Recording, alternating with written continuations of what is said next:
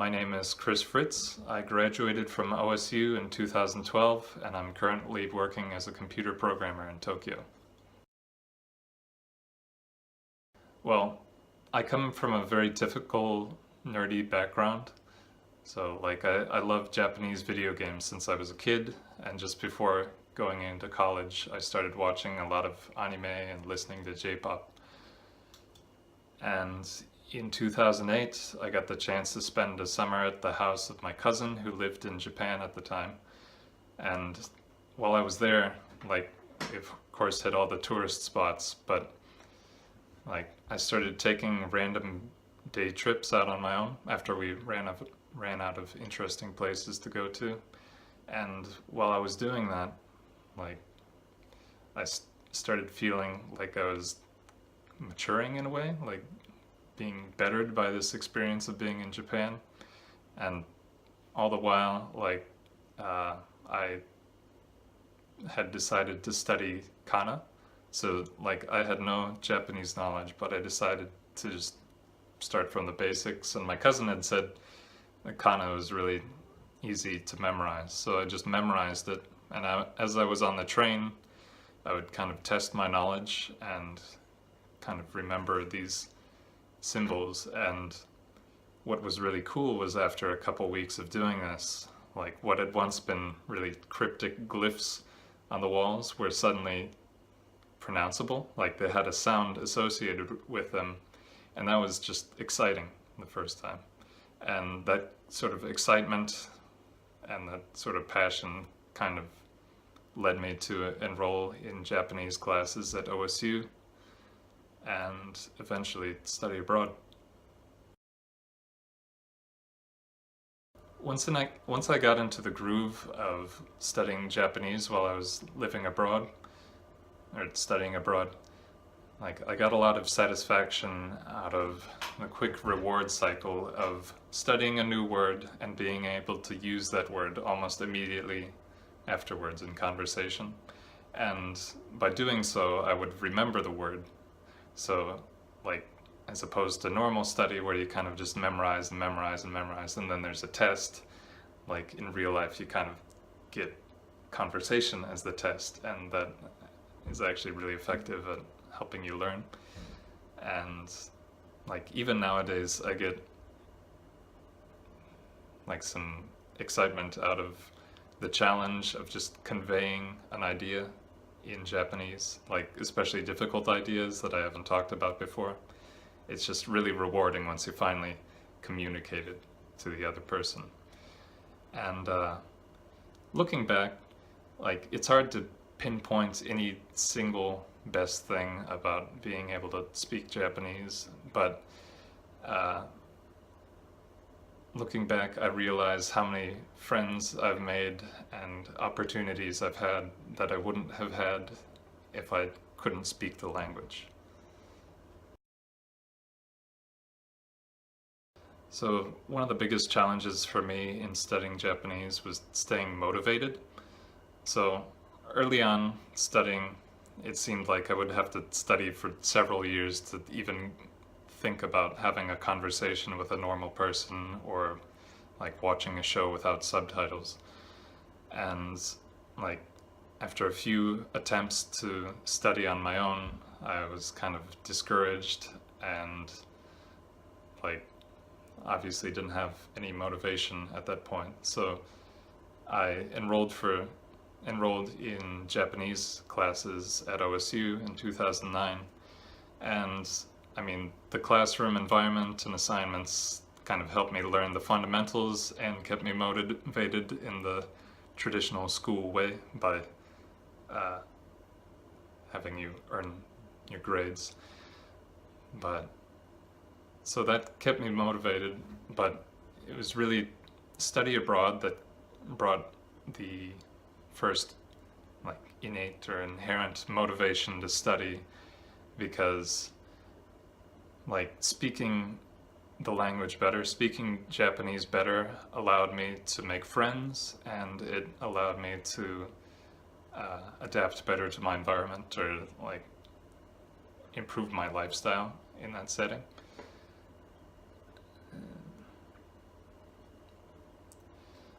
But again, once I returned home, like I wasn't taking classes after I'd studied abroad. Wasn't taking Japanese classes after I'd studied abroad. So motivation was an issue again. So what I did at that point was, let's see, I motivated myself by doing the things that made Japanese fun. So for me, what made Japanese fun was like watching Japanese dramas without subtitles, and like after studying abroad that became mostly possible. And I played video games I bought in Japan and read my friends' posts on Facebook in Japanese.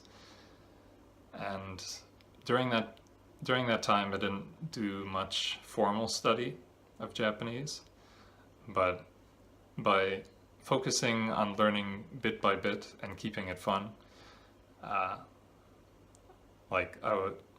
what I would do is I would look up phrases I recognized from hearing it often enough, and I would also, on Facebook, when I was reading it in a browser, I would use Rikai-kun or Rikai-chan, which are extensions for helping you read kanji, and that helped me pick up some knowledge along the way without expressly like studying the language. And so my advice for other students is, before worrying about like your goals for where you want to be in the language, make sure you're making it fun for yourself, because if it's not fun, you're not going to want to do it and you won't continue. And so yeah. So the way Japanese people think is reflected in their language, and I mean, I think the most obvious areas are the polite expressions and kind of humbling yourself before people. But I think by studying the language, the way I think has also been changed in ways, not like brainwashing or anything, but good ways. So sometimes when I'm speaking in English, I'll be at a loss for words because the perfect expression that I'm looking for isn't in English, it's like Japanese. And a couple favorite examples of that for me are Mikkabozu and Uchibenke. And you can look those up if you want. So while studying abroad, I discovered that learning Japanese opened up opportunities to meet people of other nationalities. For example, with Korean or Chinese friends, we didn't speak each other's native languages, but in Japanese we had a shared one. In this way, learning Japanese enabled me to learn about the cultures of several other countries, and after a while, like, I actually started to appreciate the US even more than before. And at the same time, I started liking Japan more as well. And I just thought that was interesting because by going to Japan and living in this other country, I had the opportunity to compare the two, and that was something I hadn't experienced before. Yes, I work in Japan, and my career options here would be severely limited without Japanese conversational ability.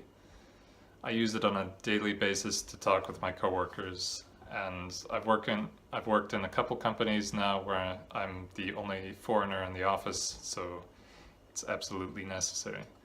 But at times I kind of feel like an international ambassador, because people will ask me like, how is this in the US? And like, whenever I'm participating in company events, like, people watch to see like how I react to different things and how I behave in certain situations. So it's kind of like a nice position of, I guess, prestige in a way, like just to be representing your country. And like, at my work, I'm a computer programmer, so there's a significant focus on tools and documentation that's been developed in the West, so it's in English. And also we have a product that needs to be localized for English audiences, so I get to use my English skills on almost a daily basis. So in spring 2009, I was a sophomore at OSU studying computer science. My future was cloudy, but I imagined it had something to do with going to one of those campus career fairs in my senior year and getting a job somewhere in Oklahoma. I was never going to study abroad or work abroad because I was me and that was something other people did. I had decided to study Japanese the next semester, and even though I was still a little bit embarrassed to admit my interest in Japanese anime and games to anyone but close friends, I was excited at the idea of greater immersion into like the anime and exciting, colorful world, and also I wanted to get to know some cute Japanese girls. And it turned out that the decision to join that class was a fork in the road of my life, taking me down a path that was nearly invisible at the time because I thought the choice was so insignificant. I was just joining a class. But the more I continued studying Japanese, the more well-defined that once near invisible path became. And before long, I couldn't even imagine what my life would have been had I not started studying Japanese. And like now I'm living and working in Japan, and so it's definitely had a huge impact on my life. And obviously no one's going to relive the exact same story I've had, but I can guarantee that anyone who puts anything but the minimal effort into studying will get that much back and more. And if you have any doubt about that, just talk to anyone who's studied abroad. Study abroad. So you'll never have as good a chance to go abroad and kind of have this experience as you do now as a college student, and I can guarantee it will change your life. Like, if money's a concern, like financial aid programs are abundant and generous. So I think that anyone who wants to learn the language in the most exciting and possibly intense way possible should look into it right away. On a more practical note, I found that going abroad after my junior year helped me maintain my Japanese level and ambition, this ambition to go back to Japan, long enough to last until I graduated and started looking for jobs. But as far as careers go, if you want to work in Japan, the JLPT N1 is what you want to shoot for to keep your options the most open. And like, I did not do this, but finding an internship in Japan before graduation is ideal because before any sort of certifications, like real work experience speaks the most on your resume. And let's see. So when you're looking for a job, you'll want to find one where having your unique skill set is a valuable asset to the company. So I think what everyone in America will have, for one thing, is the ability to speak English natively. And if a company is not looking for someone with the skill, like a skill like that, you might have a hard time beating out your Japanese peers who have the same skill set as you and can communicate more fluently. So look for companies where that is an advantage. And what worked for me and what I would recommend is an event called the Disco Career Forum. And like, they have several of them in Japan and in America. and I found my current job at one of those. But also, if you're looking into jobs, talk to any OSU graduates who are working in Japan. I know there's at least one other guy who graduated at the same time as me who's working here. And like, just talk to a bunch of people, tell them your idea, your plan to work abroad, if that's what you're inclined to do. And by talking to enough people, you'll find new leads and ways that will help you get a job in the country. And that's exactly what happened for me. As for studying Japanese in general, I believe that anyone with more than a semester of study could do much more than they realize with the language. So just think of Tom Cruise in The Last Samurai, or Kevin Costner in Dances with Wolves. When you have no other tools to communicate but like the knowledge you have, like in your case the words you have, like you learn how to use those tools, how to use those words more effectively. So this technique of making the most of what you know is probably just as important for this technique of making the most of what you know is probably just as important for communication as like a textbook's worth of vocabulary and grammar. If you want to test your technique of speaking with kind of this limited knowledge, just try explaining some random current event using words that a toddler would use, and just do it in English. It's kind of the same thing with Japanese.